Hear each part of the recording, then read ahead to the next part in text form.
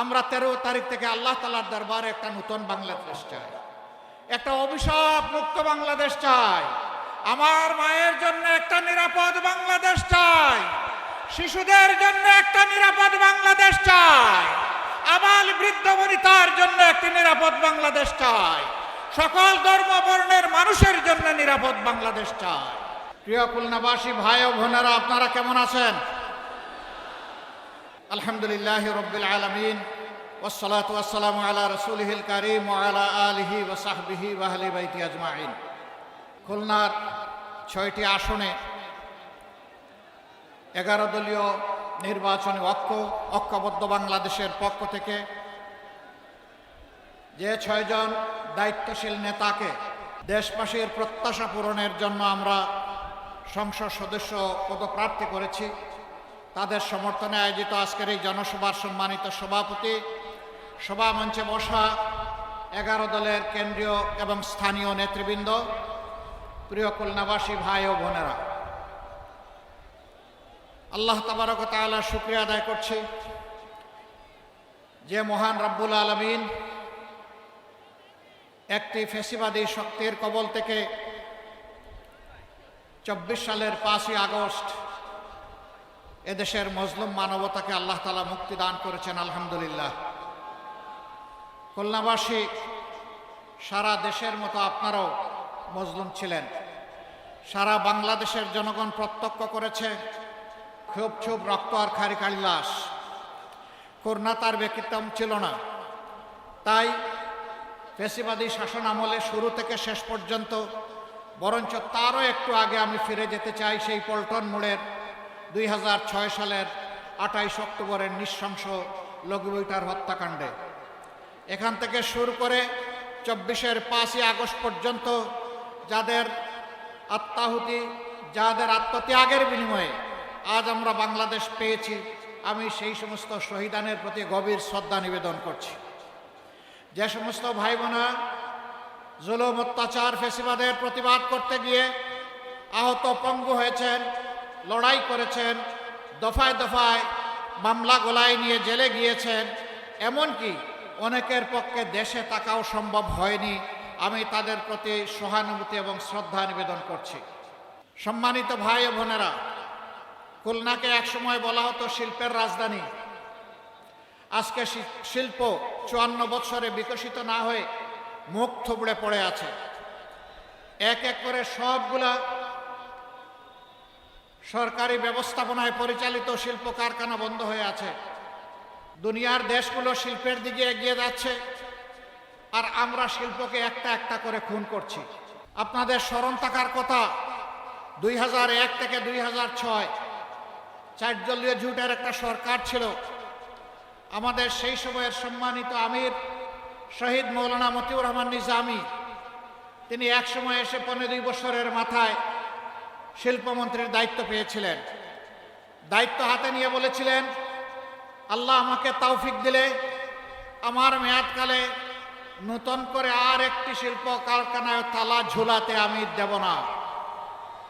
তিনি বলেছিলেন, আমি আমার যেটুকু যোগ্যতা আছে সবটুকু উজাড় করে বন্ধ তালাবদ্ধ কারখানাগুলো আমি খুলে দেওয়ার চেষ্টা করব। এবং বাংলাদেশে তিনি তাই শুরু করেছিলেন। তার রেখে যাওয়া অসমাপ্ত কাজ এখন বাংলাদেশ জামাতে ইসলামী সহ 11 দল সম্পন্ন করতে চায়। এই শিল্প কারখানাগুলো বন্ধ হওয়ার কারণে লক্ষ লক্ষ শ্রমিক বেকার হয়ে পড়েছেন। এখানে একজন মানুষ বেকার হয়নি, একজন মানুষ বেকার হওয়ার সাথে সাথে একটা পরিবার বিপদের মুখে পড়ে গিয়েছে। আমরা ইনশাআল্লাহ জনগণের ভালোবাসায়, সমর্থনে, ভোটে, রায়ে, আল্লাহ তাআলার ইচ্ছায় যদি এদেশের সেবা করার সুযোগ পাই, আমরা কথা দিচ্ছি বন্ধ নয়, বন্ধগুলা খুলব, নতুন করে ইন্ডাস্ট্রি স্থাপন করা হবে এবং আমাদের সন্তানদের হাতে কাজ তুলে দেওয়া হবে। ছেলেরা কাজ করবে, মেয়েরা কাজ করবে, স্বস্তির সাথে, নিরাপত্তার সাথে কাজ করবে ইনশাআল্লাহ। আমরা কর্মক্ষেত্রে মামা খালুর কোনো হিসাব নিকাশ নেব না। ওই টেলিফোন আমাদের কাছে অচল। আমরা ইনসাফের ভিত্তিতে যার পাওনা তার হাতে তুলে দেব। এমনকি আমরা এটাও দেখব না একজন উপযুক্ত নাগরিক তিনি কোন ধর্মে বিশ্বাসী, এইটাও আমরা দেখব না। আমরা দেখব এই কাজের জন্য তিনি উপযুক্ত ব্যক্তিটি কিনা। তিনি যদি উপযুক্ত ব্যক্তি হন তাকে তার যথাস্থানে সম্মানের জায়গায় বসিয়ে দেওয়া হবে। সম্মানিত ভাই ও বোনেরা, 15.5 বছর শুধু আমরা নির্যাতিত হইনি, আরো অনেকেই নির্যাতিত হয়েছে। তবে এইটা সঠিক, আমরা যেভাবে নির্যাতিত হয়েছে সেইভাবে অন্য কেউ নির্যাতিত হননি। কারো অফিস সবগুলো বন্ধ ছিল না পুরোটা সময় জুড়ে। কারো নির্বাচন কমিশনের নিবন্ধন অন্যায়ভাবে বাতিল করা হয়নি। কারো দলীয় প্রতীক কেড়ে নেওয়া হয়নি। কারো নেতাদের ঘর বাড়ি বুলডোজার দিয়ে ভেঙে ফেলা হয়নি। এবং শেষ পর্যন্ত দিশাহারা হয়ে কারো সংগঠনকে নিষিদ্ধ ঘোষণা করা হয়নি। এই সবগুলো ছিল জামাতে ইসলামীর উপর চরম জুলুম। সেই সময় আপনারা আমাদেরকে আশ্রয় দিয়েছেন দেশবাসী, আপনারা আমাদেরকে ভালোবাসা উপহার দিয়েছেন, আপনারা সাহায্যের হাত বাড়িয়ে দিয়েছেন। মায়েরা আমাদের জন্য খাবার সংগ্রহ করেছেন, ভাইয়েরা আমাদের নিরাপত্তার ব্যবস্থা করেছেন। সেই দিন আমাদেরকে আশ্রয় দেওয়ার মানে ছিল নির্ঘাত আপনার সম্পদ, আপনার জীবন এবং আপনার ইজ্জতের পর আপনি আক্রমণকে আহ্বান করে নিচ্ছেন। সরকারের কুপানলে পড়বেন, আপনারা তা পরোয়া করেননি। আমাদেরকে আপনারা আদর করে ভালোবেসে আপনাদের কুলে বুকে আমাদেরকে ঠাঁই করে দিয়েছিলেন। আমরা আপনাদের কাছে বড়ই ঋণী। এ ঋণ পরিশোধ করার কোনো শক্তি আমাদের নেই। মহান আল্লাহ তাআলার দরবারে দোয়া করি, যেভাবে আপনারা আমাদের জন্য নিরাপদ আশ্রয় করে দিয়েছিলেন, আল্লাহ যেন এই দুনিয়া এবং আখিরাতে আপনাদের জন্য সেই নিরাপদ ঠিকানা ঠিক করে দেন। আজ বলতে পারেন আমি এখানে দাঁড়িয়েছি বাংলাদেশ জামাতে ইসলামের পক্ষে কথা বলতে নয়। সেই 15.5 বছর মায়ের বুক থেকে যে সন্তানকে কেড়ে নেওয়া হয়েছে, আমি ওই মায়ের পক্ষে আছি। যে বাবার বুক থেকে তার সন্তানকে তুলে নেওয়া হয়েছে, আমি সেই বাবার পক্ষে কথা বলতে দাঁড়িয়ে। যে বোনটির বুক থেকে তার স্বামীকে উধাও করা হয়েছে, আমার সেই বোনটি, আমার মজলুম বোনটির পক্ষে আমি এখানে দাঁড়িয়েছি। যে কচি সন্তানগুলোকে এতিম করা হয়েছে, আমি সেই এতিম অবুঝদের পক্ষে এখানে দাঁড়িয়েছি। ঘুরে ঘুরে সারা বাংলায় তখন চেষ্টা করেছি সেই মজলুমানের খোঁজখবর নেওয়া। তাদের দুয়ারে গিয়ে হাজির হয়েছে জীবনের রিস্ক নিয়ে। আমি তাদের চোখের কোনায় তরল পদার্থ দেখেছি।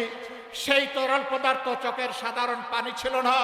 তাদের আপনজন প্রিয়জন হারানো যে মানুষগুলো দুনিয়া থেকে চলে গিয়েছে, তাদের রক্তের ফুটা আমি চোখের কোনায় দেখতে পেয়েছিলাম। অবুঝ বাচ্চাগুলো বলতো, আসেন আমার সাথে আসেন। হাত ধরে নিয়ে একটা দেয়ালে তার বাবা রাখা ছবি দেখে বলতে, এটা আমার বাবা। আমার বাবা কি আর আসবে? এই শিশুদেরকে জবাব দেওয়ার মতো কোনো ভাষা আমাদের বুকে টুটে ছিল না। সেদিন আমরা স্তব্ধ হয়ে গিয়েছি। সারা বাংলাদেশকে বধ্যভূমিতে পরিণত করা হয়েছিল। আজ আমি তাদের পক্ষে দাঁড়িয়েছি। এখানে আমি দাঁড়িয়েছি 18 কোটি মানুষের পক্ষে, সিন্ডিকেট করে চাঁদাবাজের কবলে ফেলে যাদের উপর আর্থিক, দৈহিক, মানসিক সব ধরনের নির্যাতন করা হয়েছে। ব্যাংকগুলা ডাকাতি করে উজাড় করে ফেলা হয়েছে। শেয়ার মার্কেট লুট করে কমপক্ষে 284 জন মানুষকে আত্মহত্যায় বাধ্য করা হয়েছে। লক্ষ লক্ষ পুঁজি বিনিয়োগকারীকে, তরুণদেরকে রাস্তায় বসানো হয়েছে। আজ আমি তাদের পক্ষে দাঁড়িয়েছি। আমি তাদের পক্ষে দাঁড়িয়েছি যারা এদেশের মানুষকে গোলাম বানিয়ে নিজেরা জমিদার হয়ে বসেছিল। তাদের বিরোধিতা করতে গিয়ে যারা আওয়াজ তুলেছিল, তাদের কণ্ঠ স্তব্ধ করে দেওয়ার জন্য জনগণের টাকায় কিনা অস্ত্র থেকে গুলি ছোড়া হয়েছিল। 24-এর বিপ্লবের সময় শিশু থেকে বৃদ্ধ, বোন থেকে ভাই, সেই টেকনাফ থেকে তেতুলিয়া, জাফলং থেকে সুন্দরবন, সবাই নেমে পড়েছে। মা তার 10 মাসের কুলের অবুঝ শিশু নিয়ে রাস্তায় নেমে পড়েছেন। রাজধানী ঢাকার উত্তরায় সাংবাদিক বন্ধুরা প্রশ্ন করেছে, মা আপনি এই সাংঘাতিক কাজটা করতে গেলেন কেন? তিনি জিজ্ঞেস করলেন, আমি কি সাংঘাতিক কাজ করলাম? বলে যে এই যে কুলের অবুজ শিশু নিয়ে আপনি রাস্তায় এসেছেন, মুহুর্মুহু গুলি আর টিয়াশিলের ধোয়া, যদি কোনো কিছু হয়ে যায়, কয় কি হতে পারে? কয় গুলি এসে আপনাকে আপনার সন্তানকে খতম করে দিতে পারে। সে মা চিৎকার দিয়ে সেদিন বলেছিলেন, সন্তান আমার একটা নয়, আজকে বাংলার রাস্তায় আনাচে কানাচে লক্ষ লক্ষ যে তরুণ তরুণী নেমেছে, সবগুলো আমার সন্তান। আমি সেই সন্তানদের সাথে সংহতি প্রকাশ করতে এখানে এসেছি। আমি তাদেরকে সাহস দিতে এসেছি। আমি জানাতে এসেছি, কাপুরুষ বিড়াল সিগালের মতো কোনো সন্তান চাই না, সিংহ এবং বাঘের মতো সন্তান চাই। সেই মাকে সেলেও, মায়ের জাতিকে সেলেও। সেদিন মায়েরা রাস্তায় নেমে এসেছিলেন বলেই জালিমের অস্ত্র বুতা হয়ে পড়েছিল। আমরা কি চাই সেই দুঃশাসনের যুগ আবার ফিরে আসুক? সেই ফেসিবাদ আবার ফিরে আসুক? যদি আমরা না চাই, তাহলে যে দুঃখী মানুষগুলোর কথা বললাম, আজকে তাদের মুখে হাসি ফোটানোর জন্য নতুন লড়াই আমাদেরকে শুরু করতে হবে ইনশাআল্লাহ। এ লড়াই কোনো দল, কোনো গোষ্ঠী, কোনো পরিবারের মুক্তির লড়াই নয়। এ লড়াই 18 কোটি মানুষের মুক্তির লড়াই। জাতি, ধর্ম, বর্ণ নির্বিশেষে সারা বাংলাদেশী জনগণের মুক্তির লড়াই। আমরা চেষ্টা করেছি 5 তারিখ আল্লাহ তাআলার পক্ষ থেকে এই নিয়ামত পাওয়ার সাথে সাথে সেজদায় পড়ে আল্লাহ শুকরিয়া আদায় করতে। আমরা সেদিন দেশবাসীকে আশ্বস্ত করে সাহস দিয়ে বলেছিলাম, জুলুম আমাদের উপর যাই করা হোক না কেন, আমরা ইনশাআল্লাহ এখন শান্ত থাকবো, ধৈর্য ধরব এবং আমরা দেশবাসীর জান, মাল, ইজ্জত, আবরুর পাহারাদারের দায়িত্ব পালন করব। আমরা আমাদের কথা রেখেছি। আমরা বলেছিলাম, আমাদের সম্পদ লুণ্ঠন করা হয়েছে, ঘরদুয়ার ভেঙে দেওয়া হয়েছে, চাকরি থেকে তাড়িয়ে দেওয়া হয়েছে, তাই বলে কারো সম্পদের উপর আমরা হাত দিব না, আমরা কোনো চাঁদাবাজি করব না। আমরা আমাদের কথা রেখেছি। আমরা বলেছিলাম, যারা আমাদের ক্ষতি করেছে আজ আমরা ঘোষণা করছি তাদের উপর থেকে আমরা কোনো প্রতিশোধ নেব না। আমরা আমাদের কথা রেখেছি। আমরা বলেছিলাম, আমরা মামলা দিয়ে হয়তো কোনো নাগরিককে আমরা কষ্ট দিব না, হয়রানি করব না। আমরা আমাদের কথা রেখেছি। আমরা সেটা করিনি। আমরা বলেছিলাম, এই দেশ শুধু মুসলমানদের নয়, অবশ্যই মুসলমান এখানে সংখ্যাগরিষ্ঠ, কিন্তু মিলেমিশে ফুলের বাগান, আরো 3টি ধর্মের লোক এখানে বসবাস করেন। আমরা তাদের জীবনের ইজ্জত এবং সম্পদের পাহারাদার হয়ে দাঁড়িয়ে গেলাম। কোনো দুর্বৃত্ত তাদের দিকে চোখ তুলে তাকাতে পারবে না, কোনো হাত তাদের দিকে বাড়াতে পারবে না। আমরা আশা করেছিলাম রাজনৈতিক দলগুলো সেখানে দায়িত্বশীলতার পরিচয় দেবে, কিন্তু আফসোস সকলে এই দায়িত্বশীলতার পরিচয় দিতে পারেননি। আজ তাহলে দেশবাসীর কাছে পরিষ্কার হয়ে গেল, এই দেশের মানুষ, মাটি এবং সম্পদ, ইজ্জত কার কাছে নিরাপদ। এটা কি এখন আর বুঝতে কোনো বাকি আছে? কোনো বাকি নাই। যুবক বন্ধুরা, তোমরা বুক চিতিয়ে লড়াই করে আমাদেরকে মুক্তি এনে দিয়েছো, তোমাদেরকে মোবারকবাদ। কিন্তু আমরা তোমাদের হাতে বেকারের ভাতা তুলে দিয়ে অপমান করতে চাই না। আমরা তোমাদের প্রত্যেকটি যোদ্ধার হাতকে কর্মী এবং কারিগরের হাতে পরিণত করতে চাই এবং তোমাদের হাতে, যুবক যুবতীদের হাতে আমরা মর্যাদার সেই কাজগুলো তুলে দিতে চাই। সেদিন তোমরা গর্ব করে বলবে, আমিও আমার নতুন বাংলাদেশের একজন গর্বিত কারিগর, আমারও অবদান আছে। আমি বসে বসে বেকার ভাতা আমি খাই না, বরঞ্চ আমি আমার জাতিকে দিতে চাই। আমরা এইভাবেই আমাদের যুব সমাজকে কর্মসংস্থানের মাধ্যমে একদিকে দেশ গড়া, আরেকদিকে তাদেরকে সম্মানিত করতে চাই। যদি এটা আমরা পারি, তাহলে বিপ্লবে তোমাদের ভূমিকার কিছুটা হলে আমরা ঋণ পরিশোধ করতে পারলাম বলে মনে সান্ত্বনা পাব। মা বোনেরা, ইনশাআল্লাহ এই নতুন বাংলাদেশ আল্লাহ যদি আমাদেরকে গড়ার সুযোগ দেন, এই নতুন বাংলাদেশে আপনি আপনার নিজ গৃহে, অবস্থানস্থলে, আবাস ভূমিতে, আপনি চলাচলের সময় এবং কর্মক্ষেত্রে সব জায়গায় ইনশাআল্লাহ 2টি জিনিস আপনাদেরকে আমরা নিশ্চিত করতে আমরা প্রতিজ্ঞাবদ্ধ। একটি আপনাদের মায়ের মর্যাদা, দ্বিতীয়টি হচ্ছে আপনাদের নিরাপত্তা। এই দুইটা ইনশাআল্লাহ আমরা নিশ্চিত করব। সম্মানিত ভাই বোনেরা, খুলনা অঞ্চল ছিল এক সময় পাল্লা দেওয়া, দুইটাই এখন শেষ। জলাবদ্ধতার কবলে, লবণাক্ত পানির কবলে পড়ে দফায় দফায় বাঁধ ভাঙন দিয়ে জোয়ার আসার কারণে আজকে কৃষকদের একেবারেই বিধ্বস্ত অবস্থা। আর শিল্পের কথা আগেই বলেছি, আল্লাহ যদি আমাদেরকে এই দেশের খেদমতের দায়িত্ব দেন, আমরা কথা দিচ্ছি আপনাদের সাথে বসে, আপনাদের সাথে ডায়ালগ করে কোন কাজটা আগে করলেও এই এলাকার উন্নয়ন হবে, দেশের উন্নয়ন হবে, আমরা তা ঠিক করব। অগ্রাধিকারের ভিত্তিতে আপনাদের সম্পদ আপনাদের হাতে তুলে দিব উন্নয়নের জন্য ইনশাআল্লাহ। এটা আমাদের বাপ দাদার সম্পদ হবে না, এটা হবে জনগণের সম্পদ। এবং প্রত্যেকটি সম্পদের বাজেটের আমাদের কাছ থেকে জবাব নেওয়ার অধিকার আপনাদের নিশ্চিত করা হবে ইনশাআল্লাহ। আমরা ঘোষণা করেছি আমাদের কোনো মন্ত্রী এমপি যদি আল্লাহ কবুল করেন, তাহলে সরকারি তহবিল বলতে কিছুই নেই, জনগণের সম্পদের দিকে চোখ তুলে আমরা তাকাবো না। আল্লাহ যা হালালভাবে আমাদেরকে দিবেন তাই নিয়ে ইনশাআল্লাহ আমরা জনগণের খেদমত চালিয়ে যাব এবং আল্লাহর সাহায্য নিশ্চিতভাবে আমরা পাবো। আমরাও সম্মানের সাথে আপনাদের সাথে সেদিন বসবাস করব। এখন আমরা দেখতে পাই একজন এমপি হয়েছেন, মাত্র 5 বছরের মাথায় তার সম্পদ বেড়ে যায় 500 গুণ। জিজ্ঞেস করা হয় আপনার ব্যবসাটা কি ছিল, বলে যে মাছ চাষ। জিজ্ঞেস করা হয় মাছের গেটটা কোথায়, বলে আমি সঠিক বলতে পারবো না। সম্মানিত ভাইরা, পানির নিচে দেখা যায় না তো, এই জন্য হিসাব মিলাইয়া দিয়া দেয়। আমরা ওই রকম মাছ চাষি হব না। হ্যাঁ, আমাদের মধ্যে কেউ যদি মাছ চাষি হন, তিনি ন্যায্যতার ভিত্তিতে হালালভাবে মাছ চাষ করবেন ইনশাআল্লাহ। জনগণের সম্পদকে ওই পানির নিচে লুকাইয়া রাখবেন না, বেগমপাড়া গড়বেন না, নিজেদের জন্য সিঙ্গাপুর বানাবেন না, বরঞ্চ গোটা বাংলাদেশকেই একটা মর্যাদাশীল রাষ্ট্র হিসাবে একটা শক্ত অর্থনৈতিক ভিত দেওয়ার জন্য আমরা লড়াই চালিয়ে যাব ইনশাআল্লাহ। আমরা জানি এই ব্যবস্থাকে অনেকে পছন্দ করে না, অনেকেই আবার ওই সেই পুরাতন ফেসিবাদের এপ্রন গায়ে দিতে চায়। তাদেরকে আমরা বলি, যুব সমাজ জানিয়ে দিয়েছে আমরা ওই বস্তা পচা পুরানা বন্দোবস্ত চাই না। 5টি বিশ্ববিদ্যালয়ে তরুণ, সচেতন, শিক্ষিত, সুশিক্ষিত, উচ্চশিক্ষিত যুবক যুবতীরা তাদের রায় দিয়ে বলে দিয়েছে আমরা এখন ইনসাফের পক্ষে, নতুন বাংলাদেশের পক্ষে, আমরা এখন ঐক্যের পক্ষে, আমরা বিভক্তির পক্ষে নই। আশ্চর্য বিষয়, আমাদের একটি বন্ধু সংগঠন তারা ফ্যামিলি কার্ড দেওয়ার ঘোষণা করেছেন এবং এটাও বলেছেন যে এটা মায়ের হাতে দেবেন।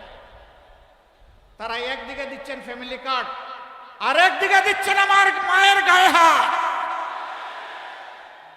এই দুইটা একসাথে চলে না। আমরা অনুরোধ করব, নিজের মাকে সম্মান করুন। যদি আপনি নিজের মাকে সম্মান করতে পারেন, তাহলে গোটা মায়ের জাতিকে আপনি সম্মান করতে পারবেন। আর যদি নিজের মাকে সম্মান না করতে পারেন, আপনি বাংলাদেশের একজন নারীকেও সম্মান করতে পারবেন না। আজকে বিভিন্ন জায়গায় হামলা শুরু হয়েছে, মাথা গরম হয়ে গিয়েছে। মাঘ মাস, আরে ভাই এখন মাথা গরম হলে চৈত্র মাসে কি করবেন? একটু ঠান্ডা রাখেন না। এখন তো আরামদায়ক বাতাস আছে, আবহাওয়া আছে, এই সময় গরম করিয়েন না মাথাটা। জনগণের রায়ের প্রতি আস্থা রাখুন। অতীতে জনগণের রায়কে যারা সম্মান করে নাই, তাদের পরিণতি কি হয়েছে তার থেকে আমাদের সকলের শিক্ষা নেওয়া উচিত।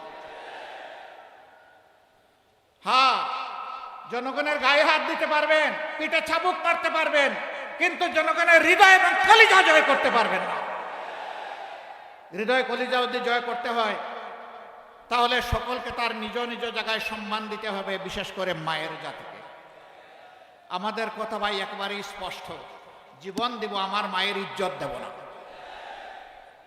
মায়ের ইজ্জতের জন্য লড়ে যাব। সুতরাং কেউ আর মেহেরবানি করে এই অপকর্ম করবেন না। যারা করেছেন তওবা করেন, সংশ্লিষ্ট ব্যক্তির কাছে মাপ চেয়ে নেন। তিনি চাইলে মাফ করে দিতে পারেন, আল্লাহ আপনাকে মাফ করে দিতে পারেন। কিন্তু সেই কালো হাত আর যদি সামনে বাড়ানোর চেষ্টা করেন, আমরা গালে হাত দিয়ে বসতে পারবো না ভাই। পায়ে পাড়া দিয়ে মুখের উপর, ঠুটের উপর ঘুষি মারবেন আর বলবো যে এবার কানটাও ছিঁড়ে নেন, এই কাজ হবে না। বরঞ্চ সমান ওজনের হিসাব নিকাশ আপনাদের দিকে ফিরিয়ে দেওয়া হবে। আমরা কারো পায়ে পাড়া দিয়ে ঝগড়া বাঁধাতে চাই না। কিন্তু কেউ যোগরা বাতাতে আসলে ছেড়েও দেওয়া হবে না। পারবেন আপনারা? এখন থেকে পাহারাদারের ভূমিকা পালন করবেন। প্রত্যেকটি নরনারীর ভোটের অধিকার আপনারা পাহারা দিবেন। ভোট যার ইচ্ছা যেখানে তাকে দিবে, কিন্তু আমরা ভোটের বাক্স পর্যন্ত ভোটারকে পৌঁছে দিতে চাই। ওই বাক্স পর্যন্ত ভোটার পৌঁছার পরে তারা নিজের ভোটের হিসাব তারা গ্রহণ করবে ইনশাআল্লাহ। আমরা 13 তারিখ থেকে আল্লাহ তাআলার দরবারে একটা নতুন বাংলাদেশ চাই, একটা অভিশাপ মুক্ত বাংলাদেশ চাই।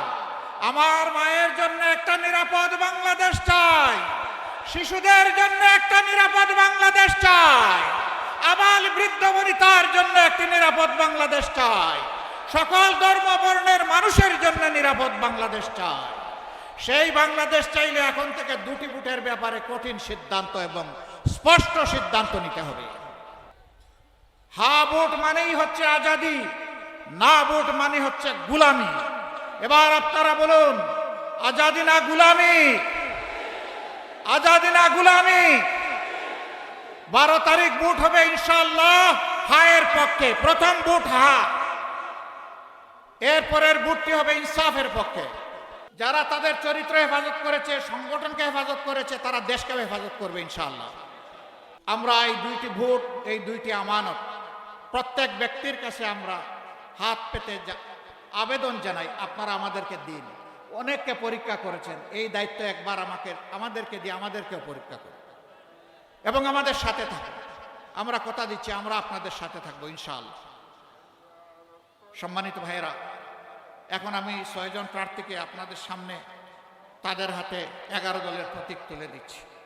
এবার আমরা দাঁড়িপাল্লা তুলে দিচ্ছি। খুলনা 1 আসনের আমাদের 11 দলের প্রার্থী বাবু কৃষ্ণ নন্দী।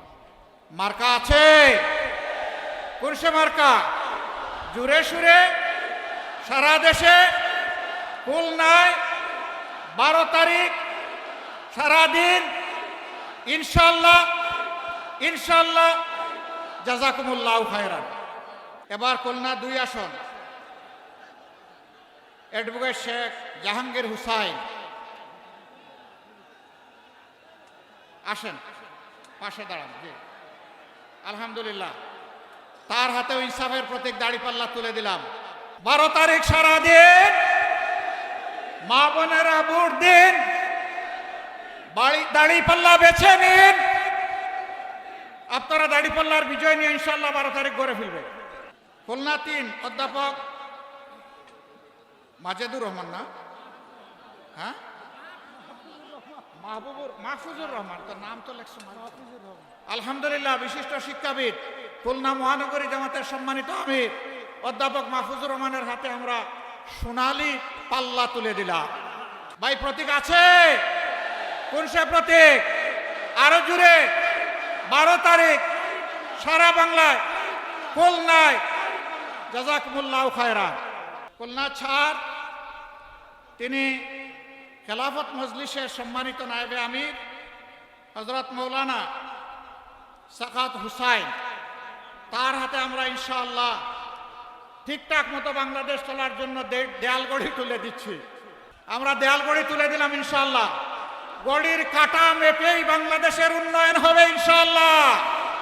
এখানে দেয়ালগড়ি মানে পাল্লা, এখানে দেয়ালগড়ি মানে শাপলাকলি, এখানে দেয়ালগড়ি মানে রিক্সা, এখানে দেয়ালগড়ি মানে ফুলকপি, এখানে দেয়ালগড়ি মানে ছাতা, এখানে দেয়ালগড়ি মানে আমাদের 11 দলের সকল প্রতীক।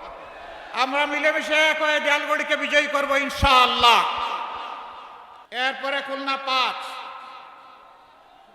আমার বলতে হবে না, তারপরেও বলি, বাংলাদেশ জামাতে ইসলামের সম্মানিত সেক্রেটারি জেনারেল, সাবেক এমপি, আপনাদের প্রিয় মানুষ, আমারও প্রিয় মানুষ অধ্যাপক মিয়া গোলাম পরওয়ার, তার হাতে আমরা পাল্লা তুলে দিচ্ছি। আলহামদুলিল্লাহ, ইনসাফের প্রতীক এই দাঁড়িপাল্লা। এই দাঁড়িপাল্লা নিয়ে আগেও তিনি বিজয়ী হয়েছিলেন, এবারও আশা করি বিপুল ভোটে আপনারা তাকে বিজয়ী করবেন। ভাই মার্কাটা আছে? কোন সে মার্কা? জুড়ে বলুন। সারা বাংলায় 12 তারিখ বিজয়ের ইনশাআল্লাহ। জাযাকুমুল্লাহু খায়রান। খুলনা 6 মৌলানা আবুল কালাম আজাদ বাংলাদেশ জামাতে ইসলামী খুলনা মহানগরীর সাবেক আমির ছিলেন।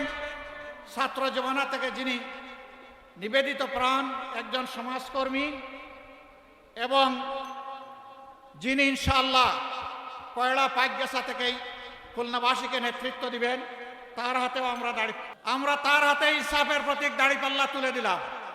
আপনারা তার সাথে আছেন ইনশাআল্লাহ। তার প্রতীকটা কি রে ভাই বোনেরা? কি আরো জুড়ে 12 তারিখ বিজয় হবে ইনশাআল্লাহ। মোবারকবাদ সবাইকে। আসুন এবার একটা আওয়াজ ছড়িয়ে দেই সারা বাংলায়। লিল্লাহি তাকবীর, লিল্লাহি তাকবীর, ইনকিলাব ইনকিলাব, ইনকিলাব ইনকিলাব, ইনকিলাব জিন্দাবাদ। আসসালামু আলাইকুম ওয়া রাহমাতুল্লাহ।